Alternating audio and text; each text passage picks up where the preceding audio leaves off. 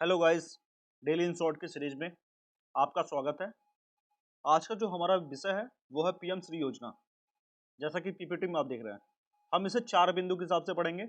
पहला हमारा होगा खबरों में क्यों है, दूसरा पीएम श्री योजना के बारे में, तीसरा जो हमारा होगा मुख्य विशेषताएं, इसकी विशेषताएं क्या है, और चौथा इससे जुड़ी हुई महत्वपूर्ण तत्व। ठीक है, चलिए शुरुआत करते हैं, देर ना करते हैं। खबरों में क्यों है। हाल ही में केंद्रीय शिक्षा मंत्रालय ने घोषणा की है कि तमिलनाडु, केरल, उड़ीसा राज्य में पीएम श्री योजना अपनाने के लिए समझौता ज्ञापन पर हस्ताक्षर किए हैं। यानी कि जो तमिलनाडु, केरल और उड़ीसा राज्य है वो पीएम श्री योजना अपनाने के लिए समझौता पर ज्ञापन पर हस्ताक्षर किए, इसलिए ये खबरों में है। ठीक है, अब इसके बारे में हम पढ़ते हैं क्या है पीएम श्री योजना, क्या कहता है, क्या है ये पीएम श्री योजना। तो ये पीएम श्री योजना जो है वो केंद्र द्वारा चलाई जा रही योजना है, ये केंद्र द्वारा संचालित होती है। इस योजना का जो पूरा नाम है वो प्रधानमंत्री स्कूल फॉर राइजिंग इंडिया है। इसे कब लाया गया था? 5 सितंबर 2022 को शिक्षक दिवस के अवसर पर शुरू किया गया था। किसके द्वारा शुरू किया गया था? तो ये मोदी जी के द्वारा शुरू किया गया था। ठीक है, इसका उद्देश्य क्या है? इसका उद्देश्य हम एक बार देख लेते हैं। इसका उद्देश्य केंद्र, राज्य, केंद्र शासित प्रदेश और स्थायी निकायों द्वारा प्रबंधित स्कूलों में से चयनित मौजूदा स्कूलों को मजबूत करना है। यानी कि स्कूलों को मजबूती प्रदान करने के लिए ये योजना को स्टार्ट किया गया था। ठीक है, अगला जो हमारा बिंदु है, अगला बिंदु ये कह रहा है कि इस योजना के तहत पूरे देश भर में 14,500 से अधिक स्कूलों का उन्नयन और विकास किया जाएगा। यानी कि 14,500 से अधिक स्कूलों का विकास किया जाएगा। ये जो योजना है राष्ट्रीय शिक्षा नीति 2020, जो नई शिक्षा नीति आई है एनईपी 2020 के सभी घटकों को प्रदर्शित करते हुए अनुकरणीय स्कूलों के रूप में कार्य करने, अपने आसपास के अन्य स्कूलों को प्रशिक्षण प्रदान करने के उद्देश्य से शुरू किया गया है। ठीक है, अगला बिंदु है इन स्कूलों को लक्ष्य न केवल गुणात्मक शिक्षण शिक्षा संज्ञानात्मक विकास होगा, बल्कि 21वीं सदी के प्रमुख कौशल से लैस समग्र सर्वांगीण व्यक्तियों का निर्माण भी होगा। ठीक है, अगला बिंदु क्या कह रहा है, अब इसकी विशेषताओं को देख लेते हैं। अभी हमने इसकी विशेषताएं भी देख लेते हैं।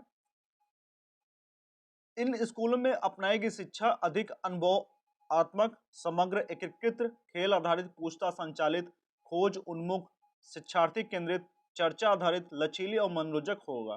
ठीक है, प्रत्येक कक्षा में प्रत्येक बच्चे के सीखने के परिणामों में दक्षता हासिल करने पर भी ध्यान दिया जाएगा। ठीक है, साथ ही साथ सभी स्तरों पर मूल्यांकन, वैचारिक समझ, वास्तविक जीवन स्थितियों में ज्ञान के अनुप्रयोग और योग्यताओं पर आधारित होगा। ठीक है, ये साथ ही साथ सभी स्तरों पर मूल्यांकन, वैचारिक समझ, वास्तविक जीवन स्थितियों में ज्ञान के अनुप्रयोग के एवं योग्यता पर आधारित होगा। ठीक है, अगला है कि ये स्कूल प्रयोगशालाओं, स्मार्ट कक्षाओं, पुस्तकालयों, खेल उपकरणों, कला कक्ष आदि सहित आधुनिक बुनियादी ढांचों से लैस होंगे। ठीक है, इन स्कूलों को जल संरक्षण, अपशिष्ट अपशिष्ट पुनर्चक्रण, ऊर्जा, कुशल बुनियादी ढांचे, पाठ्यक्रम में जैविक जीवन शैली के एकीकरण के साथ साथ हरित स्कूलों के रूप में भी विकसित किया जाएगा। पीएम श्री योजना। ठीक है, क्लियर है यहां तक? आगे चलते हैं। अभी तक हमने विशेषता पढ़ा, अब इसके महत्वपूर्ण तत्व भी देख लेते हैं। क्या महत्वपूर्ण तत्व क्या कह रहा है कि अब ये केवल, यानी जो पीएम श्री योजना है, अब ये केवल दिल्ली, पंजाब, पश्चिम बंगाल, जो जो 3 राज्य हैं, इन 3 राज्यों में पीएम श्री योजना नहीं अपनाने वाले राज्य हैं। यानी कि अभी 3 राज्य कौन कौन से हैं जिसमें पीएम श्री योजना नहीं अपना गया? तो दिल्ली, पंजाब, पश्चिम बंगाल, ये 3 राज्य बच चुके हैं पूरे देश में जो अभी तक इसको अपनाया नहीं है। ठीक है, अब इससे संबंधित एक बार प्रश्न देख लेते हैं। प्रश्न क्या कहता है? प्रश्न ये कह रहा है कि पीएम श्री योजना के बारे में निम्नलिखित कथनों पर विचार कीजिए। कथन 1 कह रहा है कि इस योजना को 5 सितंबर 2022 को शुरू किया गया था। कथन दूसरा कह रहा है ये केंद्र प्रायोजित योजना है। ठीक है, उपयुक्त में से कौन से कथन सही हैं और कौन से कथन सही हैं? ऑप्शन ए केवल 1, ऑप्शन बी केवल 2, ऑप्शन सी केवल 1 और 2 दोनों, और ऑप्शन डी ना तो 1 ना ही 2। अब इस प्रश्न का उत्तर आप हमें कमेंट बॉक्स में दीजिएगा। आज के लिए बस इतना ही डेली इन शॉर्ट की सीरीज में। अगर अभी तक आपने हमारे यूट्यूब चैनल को सब्सक्राइब नहीं किया है तो अवश्य कर दें, जिससे आपको लेटेस्ट अपडेट मिलता रहे। जिससे आप अपनी तैयारी को मजबूत कर सकते हैं। ठीक है, धन्यवाद।